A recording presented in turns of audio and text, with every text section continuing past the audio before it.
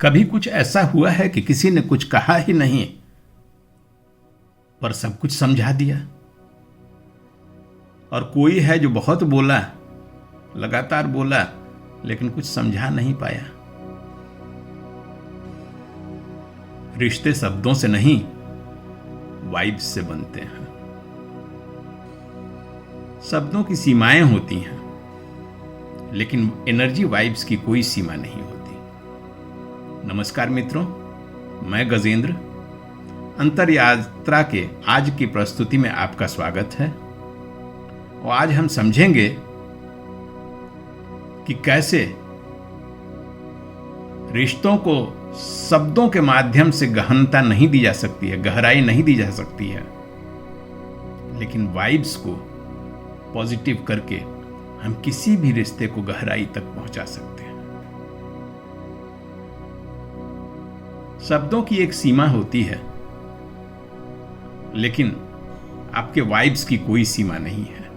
जिससे मिलती है जड़ तक मिलती है, और जिससे वाइब्स नहीं मिलती है उससे कोई लगन नहीं बन पाती। आपके शरीर की एक भाषा होती है, हर शरीर की एक भाषा होती है। क्या आपने समझा है, सुना है? मित्रों, आज की इस परिचर्चा में हम यह समझेंगे कि किस तरह से रिश्तों को गहराई प्रदान करें और कैसे अपने वाइब्स को सुधारें। जब हम डरे रहते हैं, सशंकित रहते हैं, भयभीत रहते हैं, नर्वस और चिंतित रहते हैं, पेट सिकुड़ जाता है, खाने की इच्छा मर जाती है, कभी कभी तो चित्त मिचलाने भी लगता है। ये तो सीधी बातें हैं, आप भी समझते हैं। डिसेंसी, डेलिकेसी या मैनर के लिहाज से आपका मन इसे छुपाने की कोशिश तो करता है, लेकिन शरीर और इसका पोस्चर सब कुछ बता देता है। झुके हुए कंधे आपकी थकान और फ्रस्ट्रेशन बता ही देते हैं। चौड़ा फैला सीना बता देता है, मैं तैयार हूं, उत्साहित हूं, जीतने को इच्छुक हूं। तेज उथली सांसें आपकी बेचैनी बताती हैं। धीमी गहरी सांसें आपके अंदर की स्थिरता और व्यक्तित्व की गहराई परिलक्षित करती हैं। जब आपका परिवेश अपरिचित, अनकनेक्टेड हो जाए, आसपास से जुड़ाव न हो, आप उस परिवेश से कनेक्टेड फील ही नहीं करते, तो आपके चेहरे से थकान और उछलापन स्पष्ट झलकने लगता है।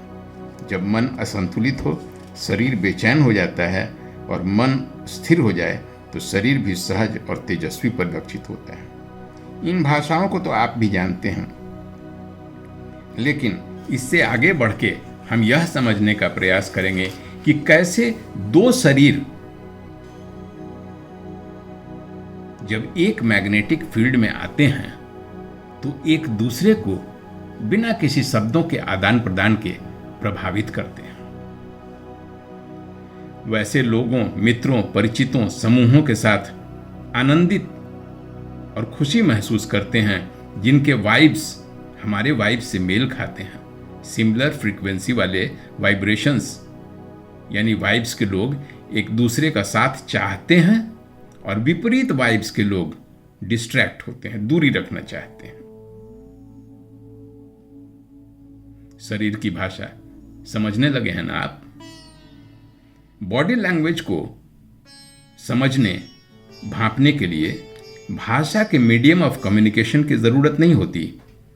यह यूनिवर्स भी पंजाबी, बंगाली, अंग्रेजी, फ्रेंच नहीं जानता, ना ही हमारे शब्द, हमारी शरीर इन भाषाओं को पहचानते हैं।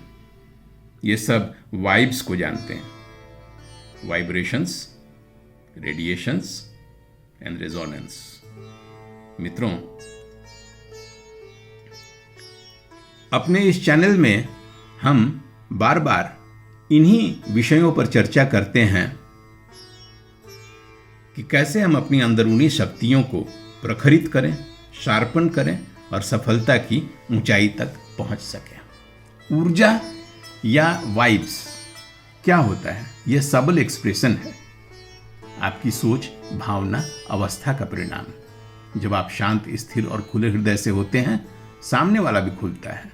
लेकिन अगर आप भीतर ही संकुचित, डर और भ्रम में हो तो रिश्ता गहराता नहीं, सतही रह जाता है। सच्चे रिश्ते तब बनते हैं जब दोनों लोगों की ऊर्जा मेल खाती है। बताया ना, वाइब्स मिलते हैं। इसलिए कुछ लोगों से पहली मुलाकात में ही गहरा संबंध बन जाता है और कुछ लोगों से वर्षों तक की बातचीत के बाद भी दूरी बनी रहती है।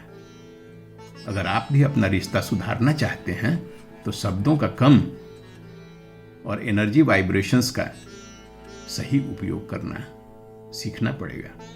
हर दिन कुछ पल मौन होके अपने भीतर के विचारों को देख के, क्या वो आलोचना कर रहे हैं या करुणा से भरे हैं। जैसे ही भीतर की वाइब्स बदलती हैं, आप पाते हैं कि लोग बिना कारण आपकी ओर खींचने लगते हैं।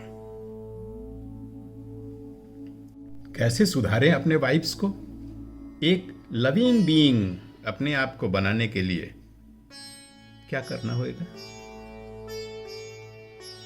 प्रफुल्लित रहना होगा, प्रसन्न रहना होगा और वैसे हर एक चीजों से दूर रहना होगा जो हमारे अंदर आत्मा की जो 9 रस होते हैं, करुणा, प्रेम, दया, विद्वेष, विभत्स, वीर, उनमें से वैसे रसों को उत्केरित करे, इंस्टिगेट करे जो हमें कृतज्ञता, प्रेम, करुणा, दया, खुशबू सिखाते हैं, और उनसे दूर रहे जो हमारे अंदर की विभत्सता को, दुख को, बेचैनी को, कष्ट को